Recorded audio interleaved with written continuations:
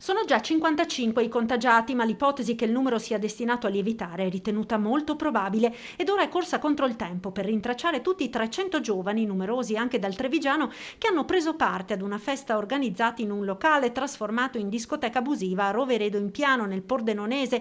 La segnalazione delle autorità sanitarie alla questura dopo le prime positività ha fatto scattare le indagini sul Papi Beach. Sto sentendo una ventina di ragazzi che avevano partecipato alla festa, in totale un 300 andranno lì e proprio si dedicheranno a danzare, a ballare, ragazzi età media sui 30 anni provenienti anche dalla provincia di Treviso, oltre che quella di Pordenone, anche della base americana USAF di Aviano, ed emerge subito un quadro di violazioni della normativa Covid già all'ingresso. Giovani senza mascherina, ammassati in coda per entrare, poi dentro una vera e propria discoteca abusiva, nonostante i cartelli indicassero il divieto di ballare. All'interno addirittura c'era la console con DJ che radiava musica e la gente, i ragazzi che praticamente ballavano assiepati fra di loro.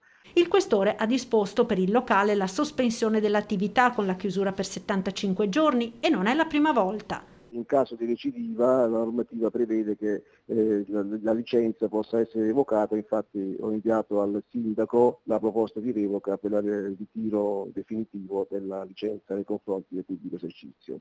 Ora resta l'allarme per il possibile allargarsi del focolaio tra le province di Treviso e Pordenone.